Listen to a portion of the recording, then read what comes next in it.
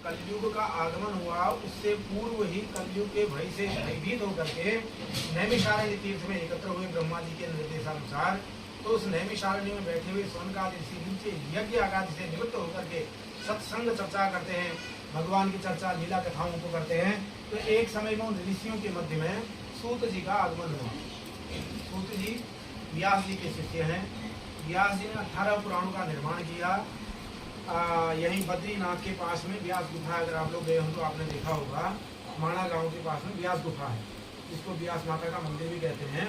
तो वहाँ पर सरस्वती नदी के पावन उद्गम स्थल पर व्यास जी ने अपने उस सम्याप्रास आश्रम में 18 पुराणों की रचना की। उन पुराणों को अपने विद्यार्थियों को, शिष्यों को पढ़ाया। उन्हीं शिष्यों में से एक शिष्य है जिनका नाम है सूत जी। 18 पुराणों को पढ़ने के बाद गुरु जी की आज्ञा का पालन करते हुए उन पुराणों की लीला कथाओं को सुनाने के बाद से बद्रीनाथ से नीचे उतरे और नैमिषारण्य में पहुंच गए। नैमिषारण्य पड़ता है सीतापुर के पास में, लखनऊ के पास सीतापुर से रोड चले जाते हैं नैमिषारण्य। तो वहाँ बट वृक्ष है, उस बट वृक्ष के नीचे सूत जी विराजमान है। सौनकादि 88,000 ऋषि वहाँ निवास करते हैं। वो ऋषि उनसे प्रश्न करते हैं, सूत जी उनके प्रश्नों का उत्तर देते हैं। तो ऋषियों ने प्रश्न किया है कि व्रतेन तपसा किं वा प्राप्यते वांछितं फलं तत्सर्वं श्रोतुमिच्छामि कथयस्सु महामुने। हे महामुनि सूत जी, कलयुग के मानव मात्र के कल्याण का साधन क्या है, कैसे मानव मात्र का कल्याण होगा। व्रतेन तपसा किं वा, कोई व्रत बताइए, जप हो, तप हो, ज्ञान साधना क्या है करने योग्य, वो हम सुनना चाहते हैं भगवान। तो सूत जी ने अपने गुरु जी का स्मरण किया, ध्यान किया, भगवान के चरण कमलों का ध्यान किया, उन ऋषियों के प्रश्न का उत्तर दिया। सूत जी कहते हैं कि नारदेन एव संपृष्टो भगवान कमलापति सुरश्रे यथेवाह तत्शृण्वन् समाहिता। हे ऋषियों, जो प्रश्न आज आप हमसे कर रहे हो, यही प्रश्न पूर्व काल में देव ऋषि नारद ने भगवान नारायण से किया था। कहते हैं कि एकदा नारदो योगी परानुग्रह कांक्षया पर्यटन विविधान लोकान मृत्युलोकम उपागता। एक समय की बात है, देव ऋषि नारद पर्यटन का भाव लेकर के, घूमने के भाव से इस भारत भूमि में जितने भी तीर्थ हैं उन तीर्थों का पर्यटन करने लगे, घूमने लगे। तो घूमते घूमते उन्होंने क्या देखा कि ततो दृष्ट्वा जनान सर्वे नाना क्लेश समन्वितान नाना योनि समुत्पन्नान पश्यन्ति। इस मृत्युलोक में मानव मात्रा अनेक प्रकार के पाप कर्मों को कर रहा, कोई भी वर्ण हो, चाहे ब्राह्मण हो, क्षत्रिय हो, वैश्य हो या शूद्र हो, वर्ण जाति नहीं। और पहले वर्ण व्यवस्था हुआ करती थी ना। वर्ण व्यवस्था में एक व्यवस्था ये थी कि जन्म से किसी की जाति सिद्ध नहीं होती। अगर आप क्षत्रिय परिवार में पैदा हुए हैं, आवश्यक नहीं कल आप क्षत्रिय रहेंगे। आपने दुकान खोल लिया, बनिया बन गए, आप आर्मी में चले गए, आप क्षत्रिय बन गए, पढ़ाने लगे ब्राह्मण बन गए, और कृषि कार्य करने लगे शूद्र हो गए। तो ये वर्ण व्यवस्था पहले काम के ऊपर आधारित थी। जो जैसा काम करता था उस व्यवस्था में अपने आप चला जाता था, कोई विवाद नहीं था। बाद में हम लोगों ने फिर जातियाँ बना दी, जहाँ जाति वहीं फिर जाकर के फिर सारा विवाद खड़ा हो गया। तो चारों वर्ण यहाँ पर पाप कर्म करते हुए नारद जी ने उनको देखा कि ततो दृष्ट्वा जनान सर्वे नाना क्लेश समन्वितान, अनेक प्रकार के पाप क्लेशों में पड़े हुए हैं। उन पापों का परिणाम क्या है कि नाना योनि समुत्पन्नान पश्यन्ति के पाप कर्म भी, आज जो हमने पाप कर्म किया, आगे जाकर के हम कुकर कुकर स्वान तमाम नीच योनि में जन्म ले रहे हैं, कहीं वृक्ष बन रहे हैं, अनेक पशुओं की योनि में जा रहे हैं। ये सब नारद जी ने वहीं खड़े खड़े देख लिया कि भैया इन मनुष्यों का भविष्य ऐसा होने वाला है। बड़ा हमको दुख हुआ, क्योंकि देखिए शुभम जी, ये मानव जन्म शरीर जो हमको मिला है ना, 84 लाख योनियाँ कहते हैं, 84 लाख प्रकार के प्राणी हैं। उन प्राणियों में सबसे उत्तम कोटि है मानव शरीर। और ये उत्तम क्यों है?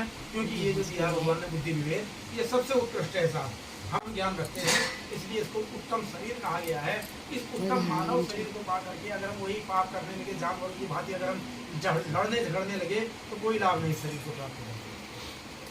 तो इसलिए जो है इस मानव शरीर को प्राप्त करके पुण्य अच्छे काम करना है। पुण्य कर्म माने अच्छे काम करना चाहिए, गलत काम नहीं करना चाहिए। तो गलत काम करते हुए लोगों को नारद जी ने देखा तो सोचने लगे, हाँ कैसे इस मानव का कल्याण होगा, इसकी बुद्धि कैसे सुधरेगी, इसकी बुद्धि शुद्ध कैसे होगी, कैसे सतमार्ग की हो जाएगा। बड़ा विचार करने लगे।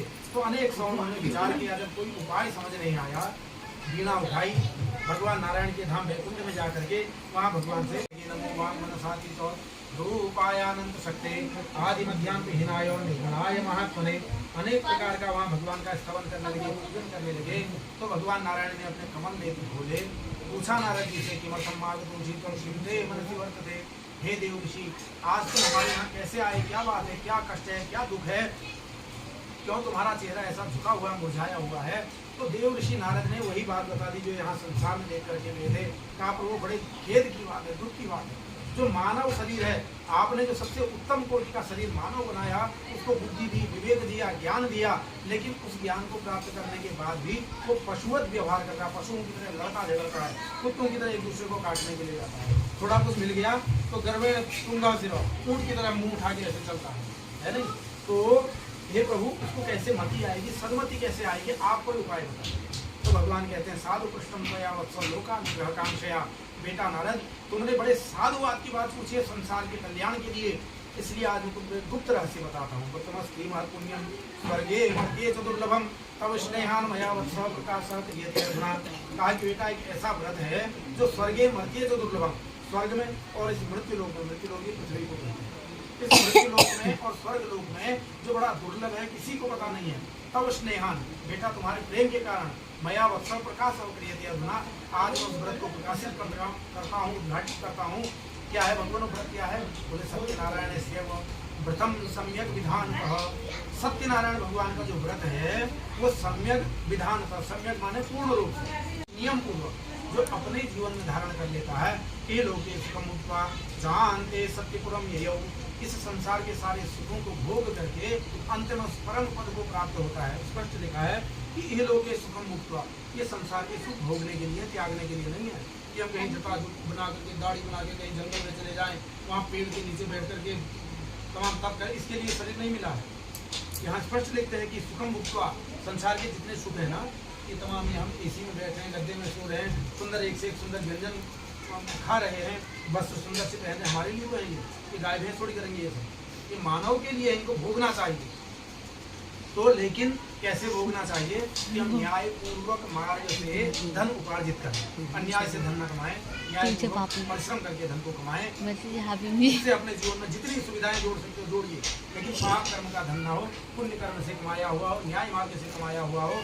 तो कहते हैं कि इस संसार के सुखों को भोग करके वह व्रत करने वाला मनुष्य अंत में परम वैकुंठ को प्राप्त होता है, मुक्ति को प्राप्त हो जाता है। तो देव ऋषि नारद पूछने लगे किम फलम किम विधानम जो प्रथम के ऋषि। कहा कि प्रभु पहली बात तो ये बताए किम फलम, इस व्रत को करने से मिलता क्या, पूरा विस्तार से बताइए, और किम विधानम, ये व्रत करते कैसे हैं, दूसरा प्रश्न। तीसरा प्रश्न पूछा कृतम के होता तो किया कब जाता है, कब करना चाहिए, समय। तो जिस प्रकार प्रश्न पूछे, जिस क्रम से प्रश्न पूछा जाता है, विद्वान लोगों की पहचान होती है, उसी क्रम में वो उत्तर देते हैं, आगे पीछे नहीं करते। पहला पूछा प्रश्न किम फलम, इस व्रत का फल क्या है। तो सबसे पहले भगवान ने फल प्रकट किया, कहते हैं कि दुख शोकादि शमनम धन धान्य प्रवर्धनम सौभाग्य संततिकरम सर्वत्र विजय प्रदम। इस व्रत को करने वाले के दुख और शोक का शमन हो जाता है, नाश हो जाता है, सुख और सौभाग्य की प्राप्ति होती है, धन संतान की प्राप्ति होती है। इस संसार में हमारे जीवन में, जीवन के पथ में सब प्रकार से विजय श्री की प्राप्ति होती है, अर्थात चहुं ओर से सुख समृद्धि की प्राप्ति होती है। उसके बाद पूछा विधानम, विधान क्या। तो भगवान ने बताया कि ऐसे ही केले के स्तंभ खड़े करके, मंडप बना करके, भगवान को अनेक प्रकार के भोग लगा करके केले के फल का भोग लगाए। देखो बड़ा सरल है संविधान, सनातन धर्म का जो संविधान है ना, बड़ा लचकदार है साहब, बहुत ही इसमें लोच है। अनादिकाल से तमाम ये विधर्मी लोग ना सनातन को तोड़ने की आज से कोशिश नहीं कर रहे हैं। ये रावण के समय से चल रहा है साहब, ये द्वापर से चल रहा है, त्रेता से चल रहा है, आज तक नहीं है। सनातन कारण जाते जैन धर्म बन जाता है, उधर कोई तोड़ने की सोचता है, दूसरी शाखा बौद्ध निकल जाता है।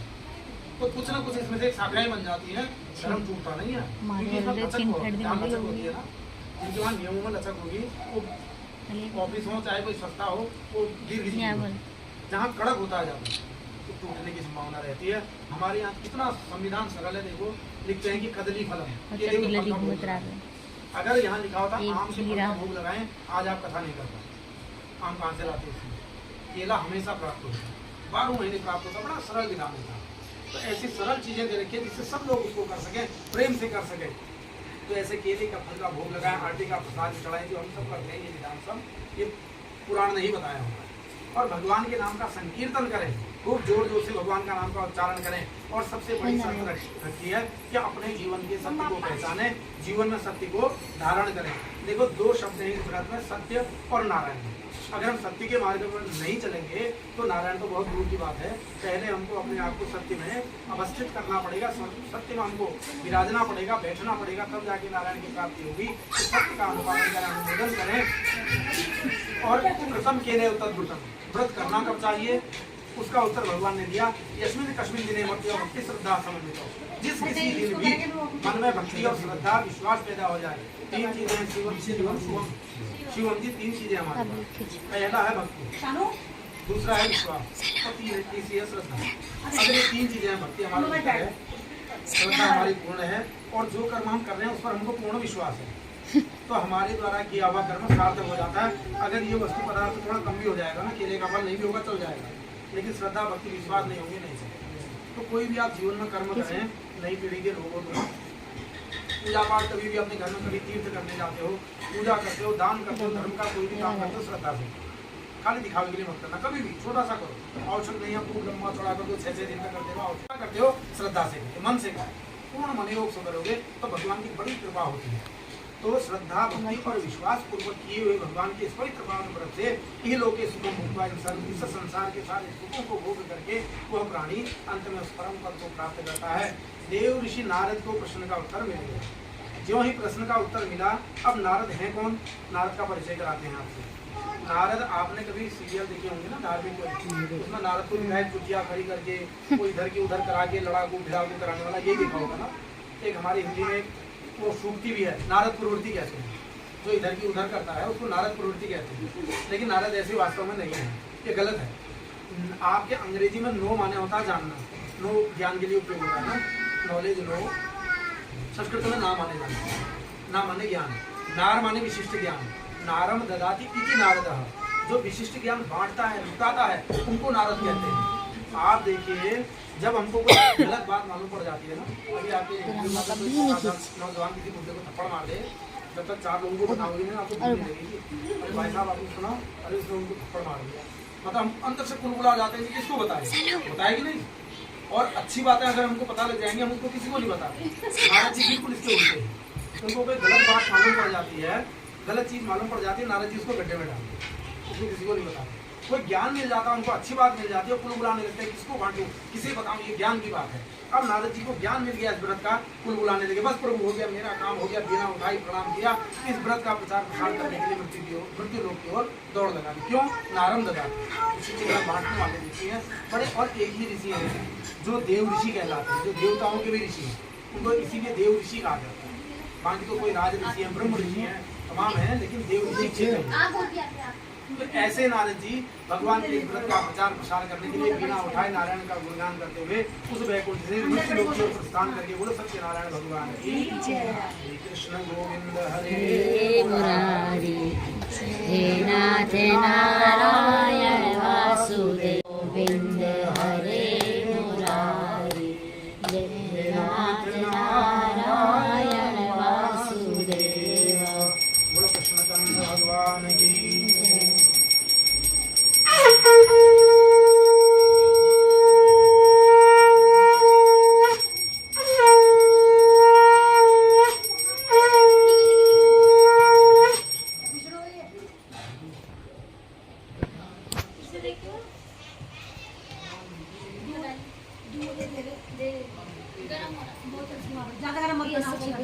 दूसरे अध्याय में वर्णन करते हैं, जब इतना कहा सूत जी ने शौनकादि ऋषियों से, ये चर्चा हो रही है नैमिषारण्य में, तो शौनकादि ऋषि सूत जी का मुंह ताकने लगे, मानो प्रश्न कर रहे हो कि सूत जी आप बताइए, नारद जी ने जब यहाँ प्रचार प्रसार किया तो इस व्रत के संसार में किस किस ने किया। तो तुरंत ही सूत जी बोल पड़े, कृतम ये पुराधिज कश्चित काशी पुरेदम ये हाशित विक्राति निर्धनो।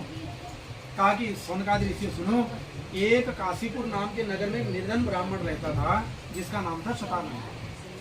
शतानंद पढ़ा लिखा नहीं था, पढ़ा लिखा नहीं होने के कारण भिक्षा मांगता था। ब्राह्मण की वृत्ति है, वृत्ति कहते हैं रोजगार, एक रोजगार ब्राह्मण का है भिक्षा मांगे। और रोजगार कब कहलाता है, वृत्ति कब कहलाता है, जब एक दिन में मात्र 4 घरों में भिक्षा मांगे, एक दिन में सिर्फ 4 दरवाजे खटखटाए, बस उसमें जो मिले उसमें संतुष्ट रहे, वो भिक्षा वृत्ति है। बाकी फिर तुम झोला डाल के गली गली घूमते रहो, भीख मांगना वो अलग चीज है, वो तो फिर भीख मांगने की बात अलग है। लेकिन वृत्तिपूर्वक जो भिक्षा करता है वो मात्र 4 दरवाजे। अब सतानंद देखो, ब्राह्मण को कहते हैं वाक्शूर, वाक माने वाणी, वाणी से बलवान होता है, अच्छा मंत्र बोलेगा, अच्छी कथा करेगा, अच्छी राय लोगों को देगा। लोग कहेंगे पंडित जी बहुत अच्छे, उनको बुलाएंगे। तो सब लोग अगर पंडित जी को बुलाएंगे, क्या होगा, पंडित जी बलवान हो जाएंगे। बलवान माने धनवान हो जाएंगे, धनी तो बल है, तो धीरे धीरे पंडित जी बलवान हो जाएंगे। वाक्शूर कहते हैं ब्राह्मण, वाणी से बलवान होता है। जैसे छत्री बाहुबली होता है, ऐसे ब्राह्मण वाणी से बलवान। तो सतानंद पढ़ा लिखा नहीं होने के कारण वृत्तिपूर्वक भिक्षा करता था, 4 घरों में जाता था, प्रतिदिन जा करके कोई भी 4 दरवाजे खटखटाए, जो मिला उन्हीं में संतोष मान लेता। किंतु भगवान का परम भक्त था। देखो, भक्ति के लिए कोई विद्यालय की आवश्यकता नहीं होती। हम किसी स्कूल में पढ़े, किसी कॉलेज में डिग्री ले लें, तो उसकी आवश्यकता भक्ति के लिए नहीं होती। भक्ति सबके भीतर भरी पड़ी है, उसको कौन कितना प्रकट कर सकता है, कितना निकाल पाता है, वो आपके अपने अंदर है। तो भक्ति खूब रूप से भरी हुई थी। रात दिन भगवान के नाम का उच्चारण करता हो, हरे रामा रामा रामा हरे हरे भ्रमण किया करता था। तो कहते हैं कि राम नाम रटते रहो जब तक घट में प्राण, कभी तो दीनदयाल की भनक पड़ेगी कान, कभी तो सुनाई पड़ेगा उसको। आज सतानंद की पुकार भगवान के कानों में पहुंच गई। भगवान एक बूढ़े ब्राह्मण का वेश लेकर के प्रकट हो गए और पूछने लगे सतानंद से, किमर्थम ब्रह्मशे विप्रो महिम नित्यम सुदुखिता। अरे सतानंद ब्राह्मण, क्यों दुखी होकर के घूमते हुए, क्या कष्ट है, क्या दुख है। तो बूढ़े ब्राह्मण को देख करके सतानंद बड़ा प्रसन्न हुआ, प्रणाम उनको किया, कहने लगा कि पंडित जी बस धन की प्राप्ति नहीं है, धन मेरे पास नहीं है, धन प्राप्ति के लिए घूमा करता हूँ, बड़ी चिंता होती है धन के लिए। तो भगवान कहने लगे कि अगर धन प्राप्ति का करना चाहते हैं तो मैं उपाय बताता हूँ। बोले प्रभु क्या उपाय है। कहा कि देखो, सत्यनारायण भगवान को प्रसन्न कर लो तो तुम्हें धन की प्राप्ति हो जाएगी। धन क्या, भगवान अगर प्रसन्न हो जाए तो तुम्हें वैकुंठ का दान कर सकते हैं। इतने कृपालु परमात्मा है सत्यनारायण भगवान। तो सतानंद ने उन बूढ़े ब्राह्मण रूपधारी भगवान से इस व्रत का पूरा विधान जान लिया। विधान जान करके अपने घर गया, अपनी पत्नी को इस व्रत के बारे में क्या हमने ऐसा ऐसा एक व्रत सुना है, क्यों ना हम भी इस व्रत को करें। कल को जो भी भिक्षा वृत्ति में हमको प्राप्त होगा भगवान के चरणों में अर्पण करेंगे। ऐसा ही संकल्प कर लिया, प्रतिज्ञा कर ली। अब रात्रि में जो रूखा सूखा मिला था भिक्षा में वो खाया, तो पेट तो भरा नहीं, क्योंकि थोड़ा गरीबी जो है ना अपने साथ परिवार लेके आती है। आप कभी भी देखना, जो निर्धन होकर उसका परिवार बड़ा बड़ा होता है, तो खूब बच्चे हैं, इतना कहाँ, आधा पेट भोजन करके बेचारा सोया। अब विचार करने लगा कि आज मैंने संकल्प किया, कल मैं भगवान का व्रत करूंगा, किंतु करूंगा कैसे, क्योंकि वो बूढ़े पंडित जी बता करके गए हैं केले के फल चाहिए, आटे का प्रसाद चाहिए, ब्राह्मण को देने के लिए कुछ दक्षिणा, बंद मुट्ठी दक्षिणा भी चाहिए, कहाँ से आएगा। बड़ी चिंता हो गई, चिंता के कारण सो नहीं पाया। अब मन में बड़ी भारी चिंता हुई, सोचने लगा अगर कहीं मैं व्रत पूरा नहीं कर पाया तो मेरा क्या होगा, मैं तो अपराधी बन जाऊंगा। इसलिए नींद नहीं आई। घर में जो मंदिर बना था वहाँ बैठ गया, हाथ जोड़ करके भगवान से प्रार्थना करने लगा, प्रभु मेरा व्रत पूरा हो जाए बस, और मुझे कुछ नहीं चाहिए, ना मुझे धन चाहिए, ना संपत्ति चाहिए, ना वैकुंठ चाहिए, कुछ नहीं चाहिए, मात्र मेरा व्रत पूरा हो जाए, मैं भ्रष्ट प्रतिज्ञा न होने पाऊँ। इस भाव से रात्रि भर जागरण किया। प्रातः काल उठा, स्नान किया, संध्या वंदन किया, चला भिक्षा मांगने के लिए हरे रामा करते हुए। आज 4 दरवाजों से ही, 4 घरों से ही कितना धन उसको प्राप्त हो गया, जिससे ये व्रत प्रेम पूर्वक संपन्न हो सके। भगवान की व्रत की सामग्री एकत्रित की, सायंकाल में अपने घर में इस पवित्र पावन व्रत को किया। तो उस व्रत के प्रभाव से तद व्रतस्य प्रभावेण धन पुत्रान्वितो भवति, धन और पुत्रों से परिपूर्ण होकर के खूब धनीमानी बन गया। धीरे धीरे धीरे धीरे खूब धनी बन गया। अब सारी सुख सुविधाएं जुट गई अपने घर में। तो प्रत्येक महीने में पूर्णमासी में अपने घर में इस व्रत को उत्सव पूर्वक करने लगा। जब व्रत करता है अपने घर में तो खूब भंडारा करता है, अन्न क्षेत्र खोल रखा है, खूब गरीबों को बुला बुला के भोजन कराता है। कारण क्योंकि उसका भूख से परिचय था, वो जानता था भूख क्या होती है, इसलिए भंडारा करता है। तो वो एक बात लेकर के आया, बैठक लेकर के पंडित जी के महल के अंदर देखा सब लोग भोजन के लिए जा रहे हैं, लकड़ी वहीं बाहर फेंक दी, भोजन के लोग वो भी अंदर आ गया। आकर के वातावरण देखा, ये सब देखा, भगवान के शब्द कानों में गए, नमो भगवते वासुदेवाय, श्री रामाय नमः, कृष्णाय नमः इत्यादि इत्यादि जो पवित्र पावन शब्द हैं, ये मंत्र जब कानों में गए तो धीरे धीरे धीरे मन में भाव जाग गया, दिल में जिज्ञासा जागी। ब्राह्मण से प्रश्न किया कि हे ब्राह्मण देवता, ये सब क्या कर रहे हो, ये करने से क्या होगा। सतानंद ब्राह्मण ने जिज्ञासु को देख करके इस व्रत का ज्ञान उपदेश उस लकड़हारे को भी दे दिया। कहा भैया ये सत्यनारायण भगवान का व्रत है, इसी व्रत के करने के फलस्वरूप आज मैं इतना धनी मानी बना हुआ हूँ, आप भी इस व्रत को करो। तो लकड़हारे को भी वो ज्ञान दे दिया, लकड़हारे के मन में भाव जागृत था। अब तक जो भूख लगी थी भूख भाग गई, अब तो एक संकल्प हो गया कि जब तक भगवान का ये पूजन ना कर लूं, ये व्रत ना कर लूं, यज्ञ ना कर लूं, तब तक अन्न जल स्वीकार नहीं करूंगा। भगवान का चरणामृत लिया, प्रसाद लिया, चला मौज में बाजार की ओर अपनी लकड़ियों का गट्ठर लेकर के। भाई यही संकल्प कर लिया, लकड़ी बेचकर जो मिलेगा भगवान के चरणों में अर्पण करूंगा, मैं एक व्रत करूंगा।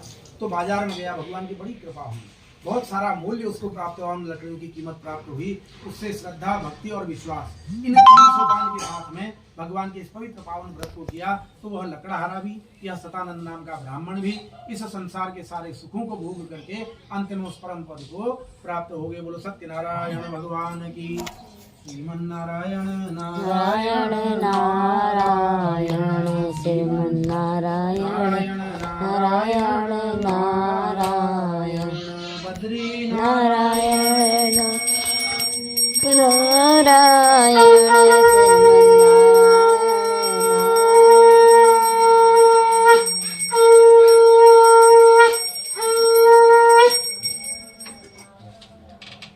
प्रेम से बोली सत्यनारायण भगवान की जय। तीसरे अध्याय में वर्णन आता है, पुनरग्रे प्रक्षामी समा पुराउल्का मुखो न मोहन पश्चासीन महामति।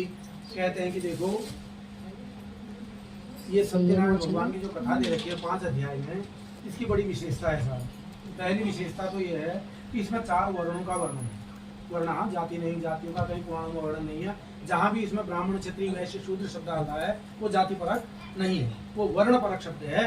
तो पहले ब्राह्मण की कथा आई, अब क्षत्रिय की कथा, उसके बाद वैश्य की कथा, फिर शूद्र की कथा।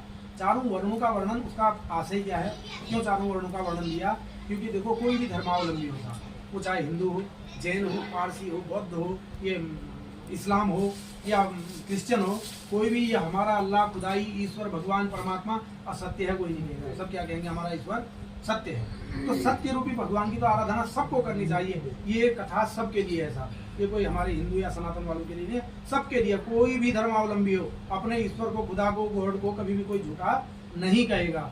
तो दूसरे वर्ण उल्का मुख नाम का राजा, बड़ा महामती राजा था, महामना की उपाधि मिली थी उनको। जैसे हमारे यहाँ उनको मिली थी ना मालवीय जी को, मदन मोहन जी को महामना की उपाधि मिली थी। इनका हृदय विशाल होता है, उनको महामना कहा जाता है। तो राजा महामना था, बड़ा पवित्र राजा था, पत्नी भी बहुत सुंदर थी, पतिव्रता थी, धर्मशील थी। किंतु कहते हैं पूर्व जन्म का कोई ऐसा योग रहा जिससे इनके घर में कोई संतान पैदा नहीं हुई। राजा बढ़ने लगे। तो एक दिन राजा ने अपने ब्राह्मणों को बुला करके अपनी धर्मपत्नी को दिखाई, भैया बताओ कैसे संतान होगी, कोई उपाय बताइए। तो ब्राह्मणों ने निर्देश दिया, कहा राजन हमारे राज्य में एक नदी बहती है भद्रशिला, उस भद्रशिला नदी के तट पर जाकर के क्यों ना भगवान सत्यदेव की आराधना की जाए, सत्यनारायण भगवान का पूजन किया जाए। तो ऐसा राजा को निर्देश जब दिया तो राजा अपने राज समाज को लेकर के, बंधु वर्गों को लेकर के भद्रशिला नदी के तट की ओर चल पड़ा भगवान की आराधना करने, संतान प्राप्ति की कामना से। तो ज्यों ही राजा नदी के तट पर पहुंचा, पीछे पीछे प्रजा भी चली गई, खूब मेला लग गया, दुकानें जम गई, व्यापार होने लगा। तो वहां पर उसी समय में तीसरा वर्ग, एक साधु नाम का वैश्य व्यापारी जो रत्नों का व्यापार करता था, वो नदी से जा रहा था व्यापार करने। नदी के किनारे देखिए भीड़ भाड़ लगी हुई है, बाजार लगा हुआ है, आकर के व्यापार करने लगा। तो व्यापार करते करते वह वैश्य वहां पहुंच गया जहाँ राजा भगवान की पूजा कर रहे थे। भगवान की झांकी देखी, कैसे सत्यनारायण भगवान, जो फोटो आपको दिख रहा है, सशंक चक्रम सकिरीट कुंडलम सपीत वस्त्रम शक्तिवेक्षणम, शंख चक्र गदा पद्म धारण किए हुए, पीतांबर ओढ़े हुए, किरीट कुंडल धारण किए हुए ऐसे दिव्य भगवान की झांकी देखी तो मन मोहित हो गया। आकर के प्रेम भगवान की, ये यहाँ मेरे को क्यों बुलाया आपने गप सुनने के लिए? बैठो यहाँ कथा सुनो, रोज होती है आपके घर में कथा, क्या बैठो।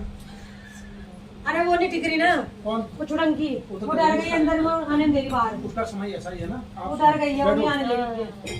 रोज कथा होती है। मैंने कहा मैं सुन लूं, नहीं जाने दे रही, नहीं जाना बाहर। बैठो, कोई बात नहीं। डर गई वो। हाँ, कहाँ पहुँचे थे? अच्छा साहब, तो भगवान की ऐसी दिव्य झांकी उस साधु वैश्य ने देखी, आकर के मोहित हो गया, भगवान के स्वरूप को देख करके मोहित हो गया, खड़ा हो गया। पूजन संपन्न हुआ, राजा ने प्रसाद दिया तो राजा का हाथ पकड़ लिया। किमिदम कुरुसे राजन भक्ति युक्ते निश्चित था। राजा पहले ये बताओ ये किनकी पूजा कर रहे हैं, ये कौन से देवता हैं, किस कामना से पूजा कर रहे हो, मुझे बताओ। तो राजा ने जिज्ञासु देखा, कहा कि पूजनम क्रियते साधु विष्णु अतुल तेजसा। अरे साधु वैश्य, भगवान विष्णु का जो अतुल तेजस्वी रूप है, परम कृपालुमय जो स्वरूप है भगवान का, उन कृपालुमय स्वरूप सत्यनारायण भगवान की मैं पूजा कर रहा हूँ। क्यों कर रहे हो? बोले पुत्राद्या आपकी कामना, संतान प्राप्ति की कामना के लिए मैं व्रत कर रहा हूँ। तो साधु ने कहा प्रभु ममापि संततिर्नास्ति हे तस्मात् ध्यायते ध्रुवम, राजन मैं आपसे परम सत्य कहता हूँ, मेरे भी कोई संतान नहीं है, मुझे भी बता दो भाई ये व्रत करते कैसे हैं।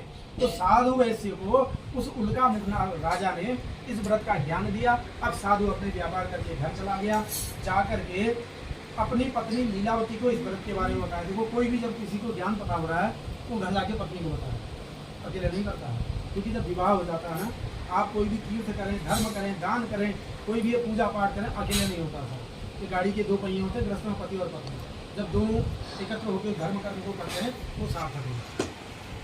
और दोनों की सम्मति से ही होना चाहिए, अपने मन का काम नहीं होना चाहिए, ना पत्नी का ना पति का, दोनों परस्पर सम्मति कर लें कि ये करना है।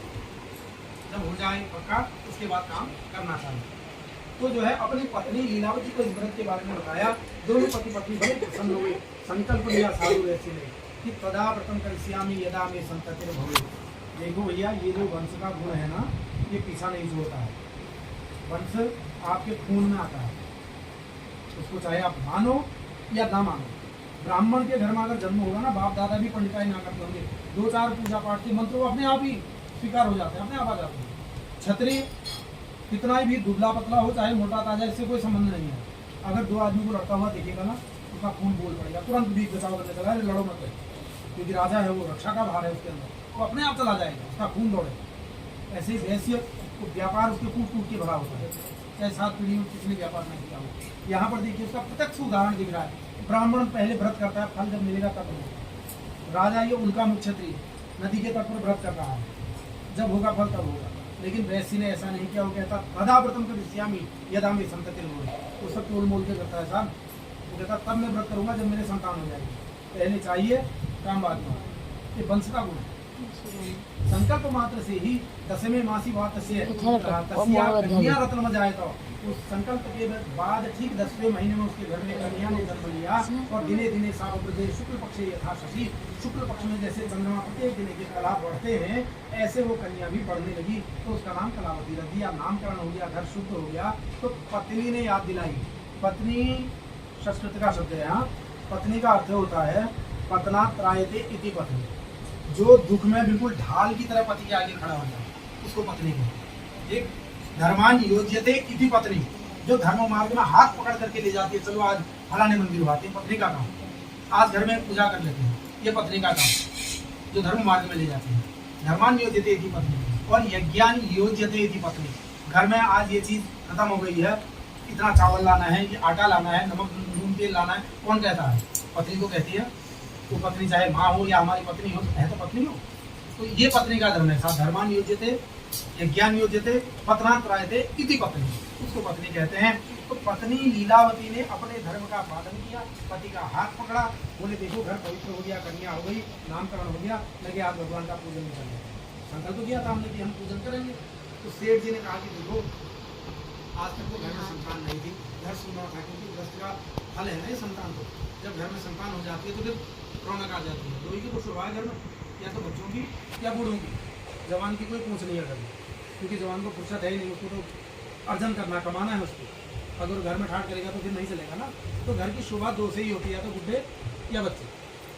तो घर में बालिका आ गई है, जन्म हो गया, देखो घर में उत्सव हुआ करेगा, इसको अन्नप्राशन करेंगे उस दिन कर लेंगे, इसका जन्मदिन मनाएंगे उस दिन व्रत कर लेंगे। ऐसे करके सेठ जी ने उस बात को आगे बढ़ा दिया। अब अन्नप्राशन हुआ 5 महीने में, पत्नी ने फिर हाथ पकड़ा, बोले जी व्रत तो कर लेते हैं, तो कोई बात नहीं जन्मदिन में कर लेंगे। जन्मदिन हुआ फिर बोला, बोले अगले जन्मदिन में कर लेंगे। ऐसे करते करते बात को आगे बढ़ाते रह गए। अब कन्या धीरे धीरे युवा हो गई। उस युवा कन्या का विवाह एक वैश्य पुत्र के साथ कर दिया। विवाह के समय पत्नी भी उस व्रत को बताना भूल गई। अपने दामाद को व्यापार में लेकर सेठ जी चल पड़े, दोनों ससुर दामाद व्यापार करने। एक रत्नसारपुर नगर में पहुंचे। भगवान ने देखा भैया ये बार बार जो है व्रत से विमुख हो रहा है, इसको थोड़ा सा कुछ झटका देना चाहिए। तो भगवान ने दुख भेजा। देखो अकेला कभी नहीं, दुख की बड़ी विशेषता है, वो अपने साथ ज्ञान लेके आता है। जब कोई दुखी आदमी को आप देखना, उसका ज्ञान जागृत हो जाता है, वो भले बुरे के लिए सब सोचने लगता है। सुख में नहीं सोचता आदमी, दुखी आदमी सोचता है कहीं मेरे से गलती तो नहीं हो रही है, कुछ अपराध तो नहीं हो रहा, बार बार सोचता है। और जब सुख आता है, सुख अपने साथ अहंकार लेके आता, फिर आगे कौन क्या कुछ नहीं है, वो तो कॉलर उठा के चलता है। तो दुख भेजा भगवान ने ताकि इसको कुछ याद आ जाए, इसका ज्ञान प्राप्त हो। तो रत्न सारपुर नगर में दोनों ससुर दामाद पहुंचे। नाव से अपना रत्न माल सब रत्नों का व्यापारी तो था ही, किनारे उतार लिया सोना चांदी, वहीं विश्राम करने लगे तो नींद आ गई। इतनी देर में उस राजा के राजकोष में चोरों ने चोरी कर ली। जिस राज्य में गए थे, चंद्र के वो राजा था, चोर राजकोष का धन लेकर के उसी नदी के किनारे किनारे भाग रहे थे। पीछे पुलिस पड़ी हुई थी, चोरों ने धन वैसी के धन के साथ मिला दिया। इनको तो थोड़ा झटकी आई हुई थी, इतनी देर में मिला हुआ। चोर भाग गए, संदेह के घेरे में इनको पकड़ लिया गया, कारागार में डाल दिया। खूब इनको दंड मिला, खूब भारी इनको जो है वहाँ दंड दिया गया। घर में जितना अन्न धन था, एक दिन रात में चोर आए, सारा अन्न और धन चुरा करके ले गए। अब माँ लीलावती और कलावती भी दुखी होकर के भटकने लगी, दर दर भटकने लगी। तो ऐसे करते करते बहुत समय बीत गया। तो भगवान ने कहा कि चलो ठोकर लग गई, अब इसको सुख दे। तो एक दिन की बात है, वो कलावती कन्या भोजन की तलाश में एक ऐसे घर में पहुंच गई जहाँ सबको भगवान का पूजन हो रहा था। महात्म्य कथा सुनी, फल सुना व्रत का कि भैया जो भी इस व्रत को पूजन को करता है उसकी सारी मनोकामनाएं पूरी हो जाती हैं। तो ऐसा जब कन्या ने सुना, भोजन लिया, प्रसाद लिया, अपनी माँ के लिए भोजन लेकर के घर आई। माँ ने आज बड़ा सुंदर भोजन किया, बड़ा स्वाद आया भोजन में। आप भी ध्यान दीजिएगा, जब हमारे घर में कोई पूजा होती है ना, उस दिन भोजन का स्वाद अलग हो जाता है। आप कभी भी पूजा करिए, श्राद्ध में देखिए, भोजन का स्वाद अलग हो जाता है। क्यों? उसमें कृपा आ जाती है, पितरों की कृपा आ जाती है, देवताओं की कृपा आ जाती है, उस भोजन का स्वाद ही निराला होता है। आज माँ को बड़ी तृप्ति हुई सत्यनारायण भगवान के प्रसाद भोजन को पा करके। बेटी से पूछा, बेटा ये भोजन कहाँ से लाई? तो बेटी ने बताया, माँ मैंने एक ऐसे घर को मैं गई थी कि वहाँ भगवान सत्यनारायण की पूजा हो रही थी, और पंडित जी बता रहे थे जो इस व्रत को करता है उसकी मनोकामनाएं सिद्ध हो जाती है। माँ को याद आ गया, हाँ हमने भी व्रत का संकल्प किया था, आज बेटी की शादी तक हो गई, वो व्रत आज तक नहीं कर पाए। गई अपने घर में जो मंदिर बना था, हाथ जोड़े भगवान से क्षमा मांगने लगी, तो वो बड़ा भारी अपराध हो गया, हमने वो व्रत आज तक नहीं किया। भगवान का हाथ जोड़ना था, भगवान उतने देर में ही प्रसन्न हो गए। और रात्रि में उस राजा को स्वप्न में दिखाई पड़ी, जिसको जहाँ कारागार में दोनों ससुर दामाद बन रहे हैं। राजा को भगवान ने कहा कि भैया देखो प्रातः काल होती तो वैश्यों को मुक्त कर दो।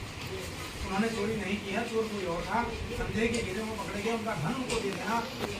तो प्रातः काल राजा उठे, अपने मंत्रियों को बुला करके अपना स्वप्न सुनाया, मंत्रणा उनके साथ की, राय मशवरा किया।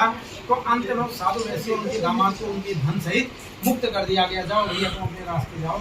दोनों ससुर और दामाद नदी के तट पर आकर के अपनी नाव को विचार करने लगे। बोलो सत्यनारायण भगवान की श्री कृष्ण गोविंद हरे मुरारी जय नाथ नारायण वासुदेव, कृष्ण गोविंद हरे मुरारी, हे नाथ नारायण वासुदेव।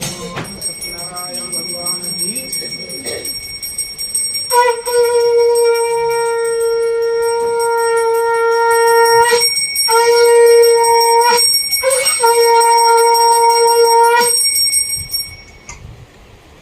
चौथे अध्याय में वर्णन आता है कि वहां पर अपनी नौका को ठीक करके अब चल पड़े सेठ जी, व्यापार के लिए प्रस्थान करने लगे। तो भगवान ने अपने उस परम भक्त, कौन? साधु वैश्य, भगवान का परम भक्त है। आज चाहे ये व्रत को उसने करना भूल गया, छोड़ दिया, लेकिन है परम भक्त।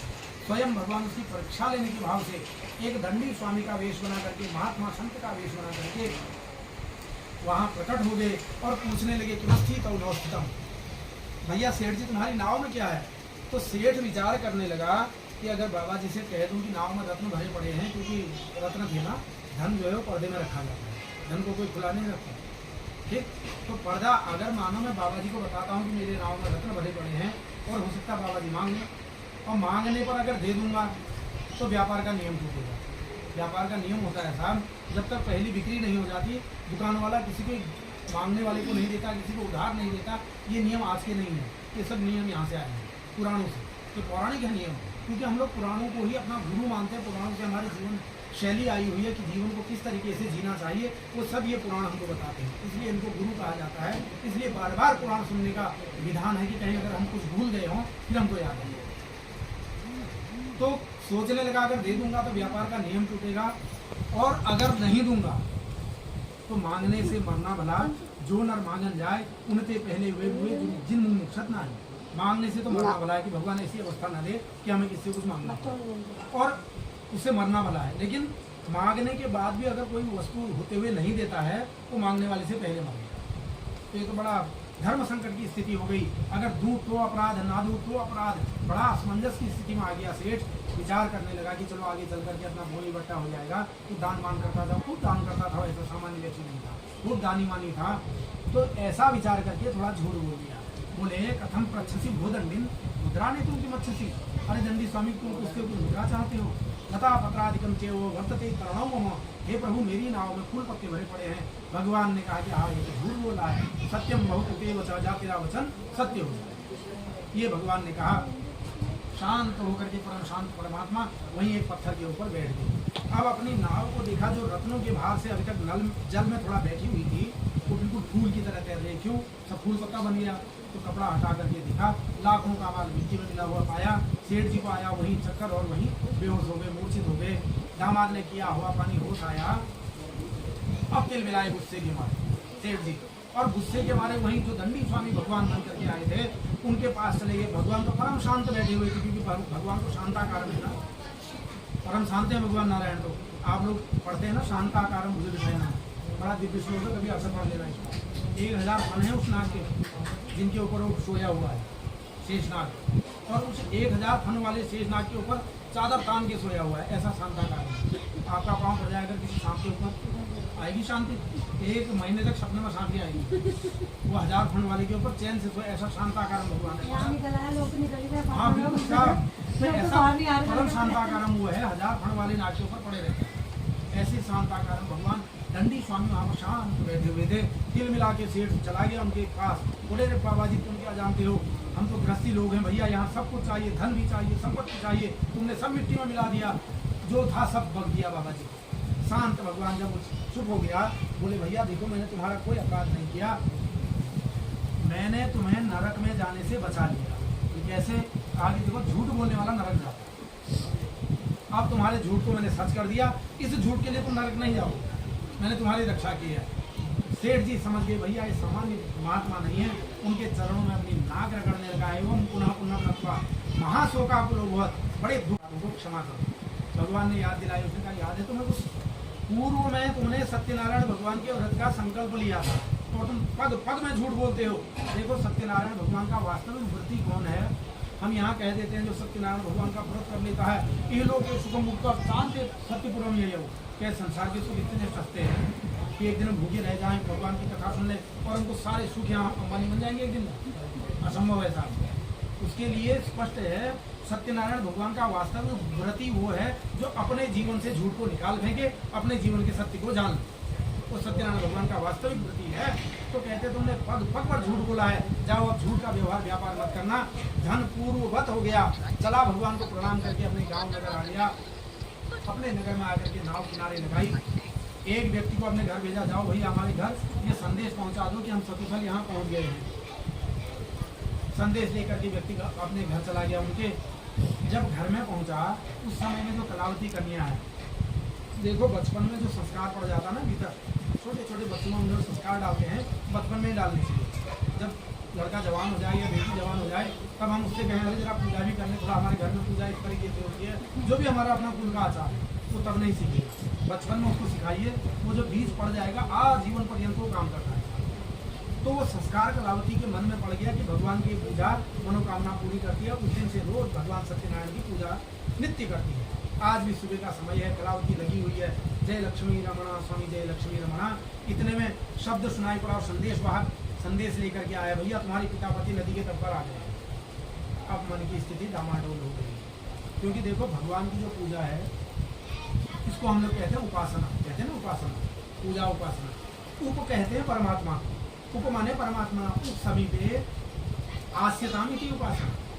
परमात्मा के समीप आसन लगा लेते हैं, खाली तन से नहीं मन से भी, उसको उपासना कहते हैं।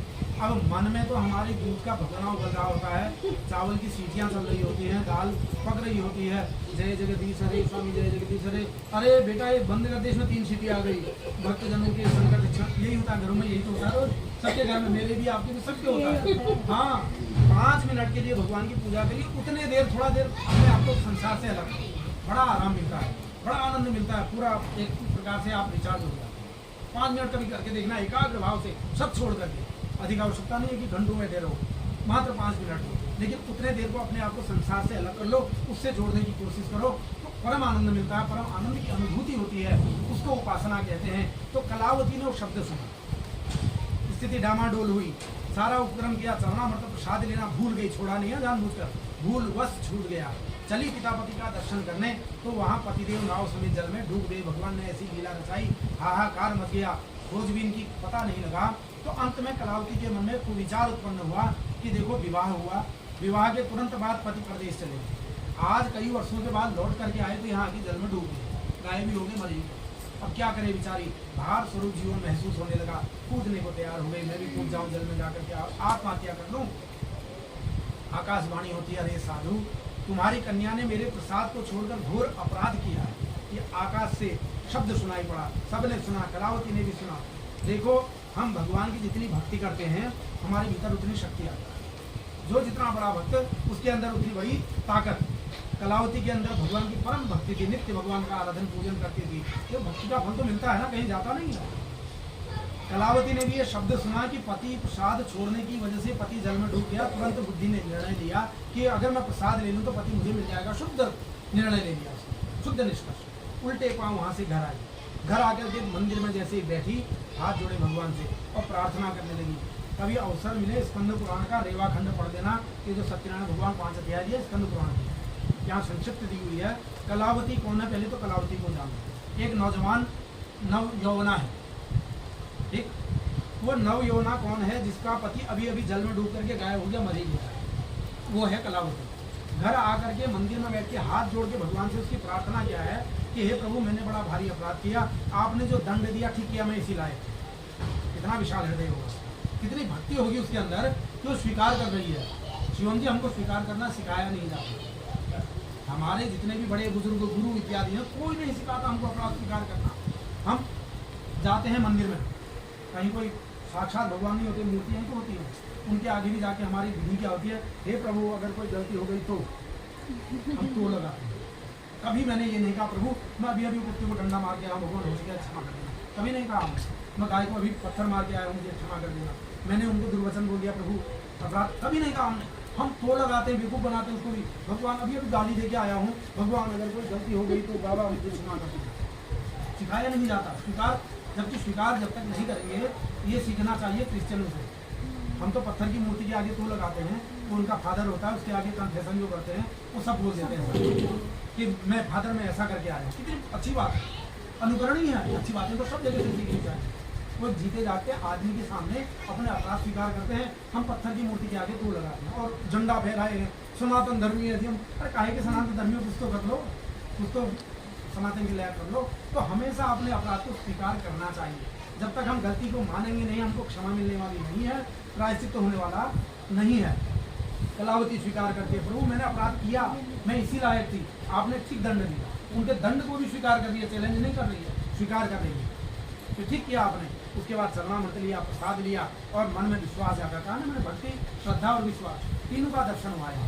पूर्ण विश्वास के साथ नदी की ओर बढ़ गई। भाई अब मैंने जो गलती हुई थी वो रिक्ति स्थान मैंने पूर्ति कर दी, अब मेरा पति मुझे मिल जाएगा। तो विश्वास हम फलदायक नदी किनारे पहुंचे, वहाँ पतिदेव तो खड़े थे। भगवान ने अपनी लीला को खींच लिया, संतरण किया, पति का दर्शन हुआ। तो भगवान के ऐसे प्रसाद का महत्व देख करके उस सेठ के भीतर जो भी झूठ बचा हुआ था आज, उसका भी तिरोधान हो गया, उसका भी तिरस्कार उसने कर दिया, सत्य के पथ का अनुगामी बना। इस श्लोक के सारे सुखों को भोग करके उस परम पद को प्राप्त हुआ। सत्यनारायण भगवान की श्रीमन नारायण नारायण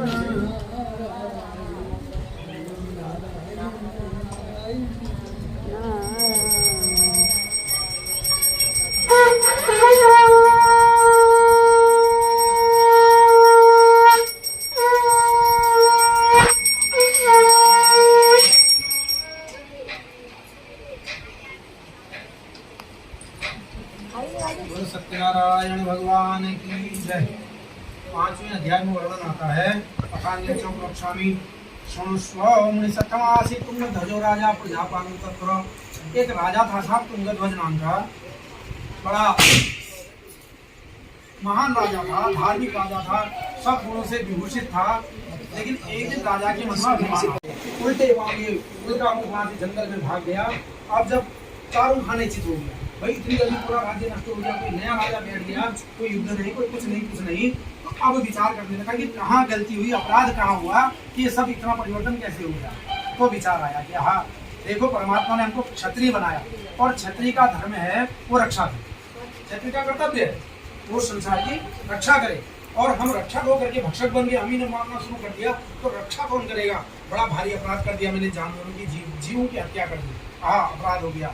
और वन में भगवान का प्रसाद छोड़ दिया, जो प्रसाद किसी भी अवस्था में त्याज्य नहीं होता था, मैं उसको जंगल में छोड़ के आया। उल्टे पांव जंगल में वहीं गया, जा करके सबसे पहले अपना मुकुट उतारा, मुकुट उतार के जमीन में पटक दिया और हाथ जोड़े भगवान से कहा, प्रभु आपने बड़ी मेरे ऊपर कृपा की, ये मुकुट जो है ये अहंकार का द्योतक है। राजा था ना, आपने मेरा राजपद ही छीन लिया, जब मैं राजा ही नहीं रहा तो अहंकार किस बात का। हे प्रभु आपने बड़ी कृपा की मेरे ऊपर कि मेरा सारा अहंकार निकल गया, प्रभु निर्मल हो गया हूँ मैं, अब मेरे भीतर कोई अहंकार नहीं है, कोई मैल नहीं है, भगवान मुझे अपनी शरण में दे। वो प्रसाद लिया, माथे से लगाया, भगवान से क्षमा मांगी, वैराग्य भाव से वहां से अपने राज्य की ओर चल पड़ा। ये तो भगवान की एक लीला थी, राज्य सब ज्यों का त्यों था, कोई नया राजा नहीं था। तो उस राजा ने देखा, विचार किया कि जब मैं पहली बार धनुष बाण लेके शिकार खेलने चला था, मैं चक्रवर्ती सम्राट था, दोबारा मैं लौट करके आया तो मेरा पूरा राज्य नष्ट था, कोई और राजा बैठा था, मैं मौत के डर से यहाँ से भागा। तीसरी बार फिर आया हूँ, फिर चक्रवर्ती सम्राट। अरे राइते पर्वत करे पर्वत राय, मैं क्या पल भर में लीला खेल देता है। वास्तविक वैराग्य उत्पन्न हो गया, राजा को छोड़ दिया अपना राजपाट, पुत्रों को दे दिया, कहा भैया तुम कर लो ये राजपाट। वैरागी बन करके सत्य की खोज में निकल गया वो राजा उल्कामुख। तो आगे वर्णन आता है, जिन्होंने भी व्रत को किया उनको क्या सदगति प्राप्त हुई, उसका वर्णन कहते हैं कि शतानंदो महाप्राज्ञो सुदामा ब्राह्मणो यभूत तस्मिन् जन्मनि श्री कृष्ण ध्यात्वा मोक्षमुवापः। प्रारंभ में जो कथा आपने सुनी शतानंद ब्राह्मण की, गरीब ब्राह्मण की, वो द्वापर युग में जा करके सुदामा ब्राह्मण हुआ।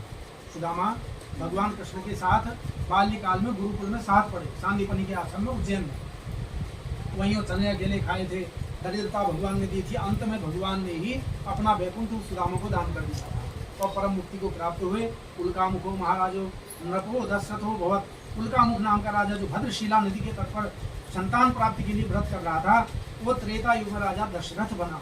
स्वयं भगवान राम रूप में उसके घर में अवतरित हुए, परम मुक्ति को प्राप्त हुआ।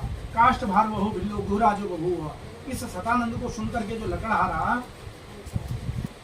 व्रत को किया, वो त्रेता युग में जाकर के केवट बना। केवट जब भगवान रामचंद्र जी को वनवास हुआ, गंगा से पार किया था।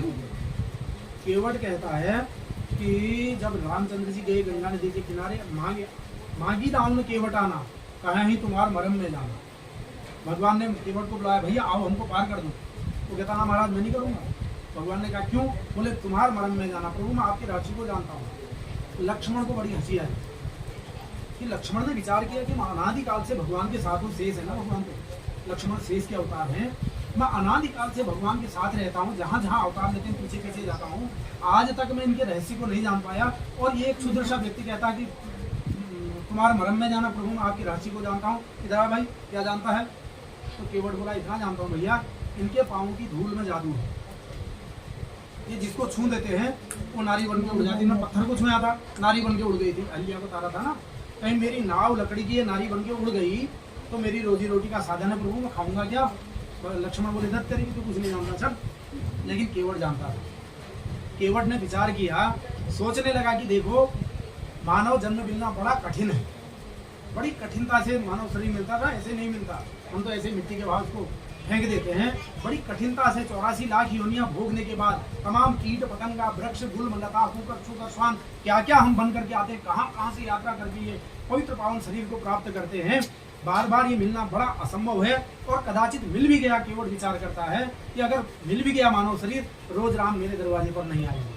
आज मानव का शरीर भी है, मेरे राम मेरे दरवाजे पर आए हैं, आज अगर चरणों तक पान नहीं कर पाया तो सब निरर्थक चला जाएगा। इस भाव से भगवान के चरण धोए, चरणों तक का पान किया, वहीं वैकुंठ का वासी बन गया, मुक्ति को प्राप्त हो गया। काष्ठ भार वो बिल्लो गुर आज वो केवट बना था। उसके बाद कहते हैं धार्मिक शक्ति संदस्य साधुर मूर्ध जो हुआ। साधु नाम का वैसी जो व्यापारी था, वो सत्युग में जाकर के राजा मूर्धध्वज बना। बड़ी दिव्य कथा है मूर्धध्वज की, मामला थोड़ा लंबा चला जाएगा, फिर कभी सुन लेंगे। अपने पुत्र को आरे से चीर करके भगवान को अर्पण कर दिया। ऐसा आतिथ्य किया था भगवान का, परम वैकुंठ को प्राप्त हो गया। धार्मिक और सत्यसंध साधु मूर्धो। अच्छा, तुंगध्वजो महाराजो स्वयंभू भवत किलो। तुंगध्वज नाम का राजा जो वन प्रदेश में प्रसाद त्याग दिया, फिर भगवान के चरणों का अनुगामी बना। ये जो है जब प्रलय हो गया तो प्रलय काल के बाद नई सृष्टि का सबसे पहला पुरुष बना, जिसको मनु कहते हैं। मनु और श्रद्धा थे ना, तो मनु की हम लोग संतान है, इसलिए मानव कहलाते हैं। सुक्ति आती कि मनो अपत्यमिति मानव, जो मनु से पैदा हुए वो मानव कहलाते। मनु महाराज ने भगवान की आराधना करके वैकुंठ हो गए। भूतवा गोपाश्च थे सर्वे ब्रजमंडल वासी, जो ग्वालबाल वन में पूजा कर रहे थे, वो द्वापर युग के अंतिम चरण में ब्रजमंडल में ग्वालबाल बने, श्री दामा मधुमंगल इत्यादि कृष्ण की बालसखा बने और वहीं से गोलोक धाम को प्राप्त हो गए। आज हमारी बिटिया रानी सानवी का जन्मदिन है। उनको खूब शुभकामनाएं, भगवान खूब आरोग्यता प्रदान करें, खूब उनको सद्बुद्धि सदमति सद्ज्ञान की उनको प्राप्ति हो, आरोग्यता की प्राप्ति हो। इन्हीं शब्दों के साथ में कथा को विराम देते हैं। बोलो सत्यनारायण भगवान की जय। श्रीमन्नारायण नारायण नारायण नारायण नारायण नारायण नारायण नारायण नारायण।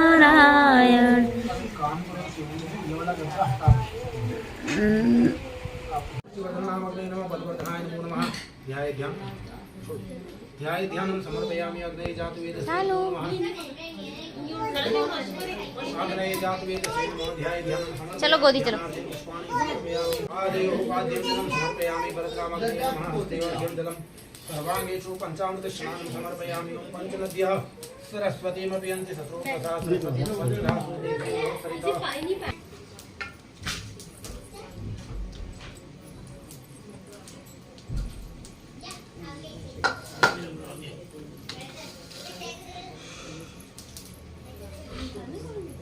एतानि सर्वाणि वस्तूनि पुरतः शस्ताद्य चतुर्मुखं सर्वं विहाय मनसा प्रजापतिं ध्यात्वा जुह्यात् ओम स्वाहा।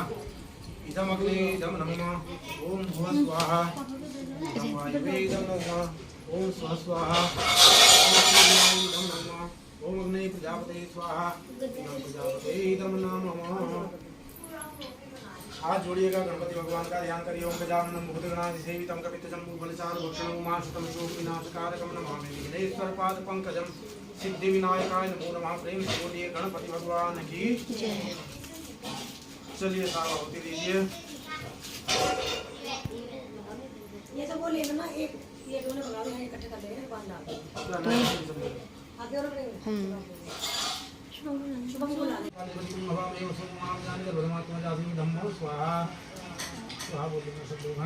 ओम गणानां त्वा गणपतिं हवामहे प्रियाणां त्वा प्रियपतिं हवामहे दीनां त्वा निपतिं हवामहे सोमामजानि तवधमात्मं जातिकृतं स्वाहा।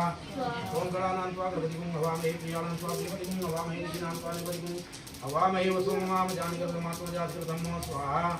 ओम गणानां त्वा गणपतिं हवामहे प्रियाणां त्वा प्रियपतिं हवामहे दीनां त्वा निपतिं हवामहे सोमामजानि तवधमात्मं जातिकृतं स्वाहा। इदं गणेशाय इदं नमः। आप तीन लोग परात रख लो ना, दोनों हटा दो, दोनों इसमें डाल दो।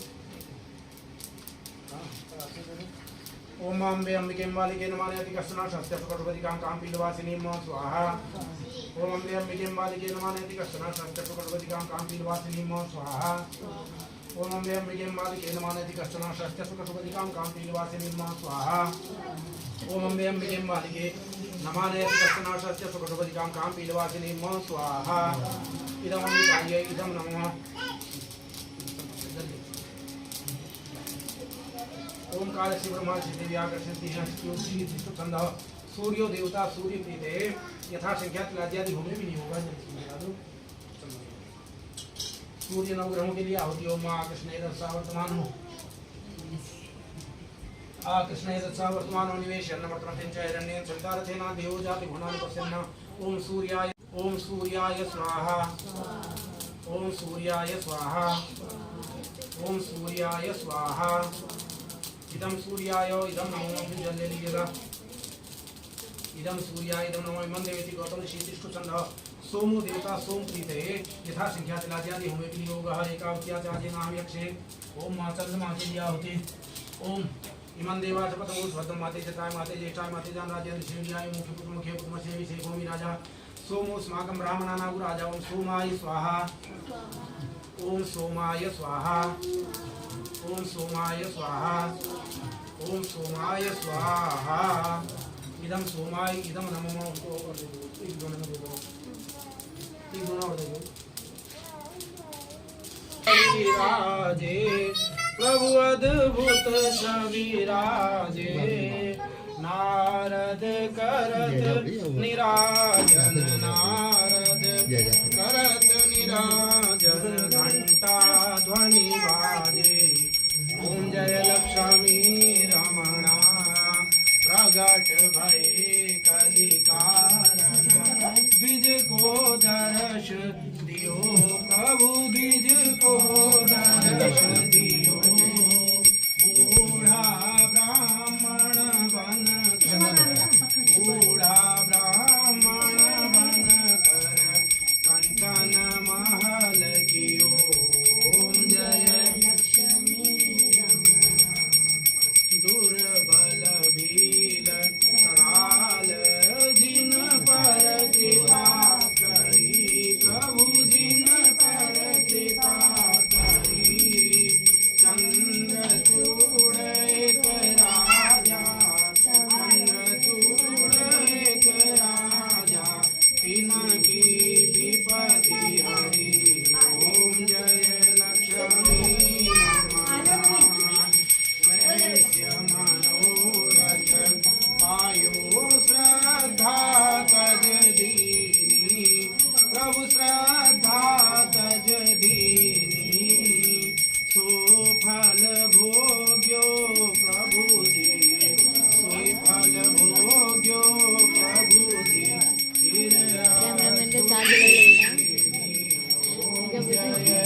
लक्ष्मी रमणा, भाव भक्ति के कारण, छिन छिन रूप धरो प्रभु, छिन छिन रूप धरो।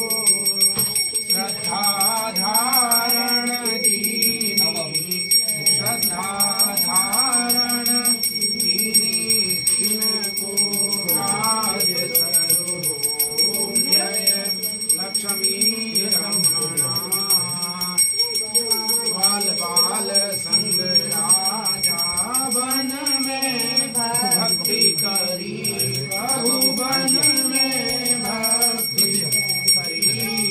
मनवांछित फल दीना, मन वांछित फल दीना, दीन दया। पंखा बंद कर दो भाई। ओम जय लक्ष्मी रमणा, श्री सत्यनारायण जी की आरती, जो कोई नर गावे प्रभु, प्रेम सहित गावे। कहत शिवानंद स्वामी, रटत हरिहर स्वामी, मनवांछित फल पावे। ओम जय लक्ष्मी रमणा, ओम जय लक्ष्मी रमणा स्वामी, जय लक्ष्मी रमणा। सत्य नारायण स्वामी, सत्य नारायण स्वामी, जनपादक हरणा। ओम जय लक्ष्मी रमणा। त्वमेव माता च पिता, त्वमेव त्वमेव त्वमेव विद्या द्रविणं, त्वमेव त्वमेव सर्वं मम देव देव। कर्पूरगौरं संसार सारं, भुजगेन्द्रहारं, सदा वसन्तं हृदयारविन्दे। भवं भवानी सहितं नमामि, भवं भवानी सहितं नमामि। प्रेम से बोलिए सत्यनारायण भगवान की जय, की जय। सद्गुरुदेव भगवान की जय, व्यासदेव भगवान की जय, सत्य सनातन धर्म की जय। नमो पार्वती पते, हर हर हर महादेव। टाइट हो गया? नहीं, बेल्ट ना ऐसे ऐसे ऐसे चुभ रही है। अच्छा। मैं भी जाता हूँ अभी देखने।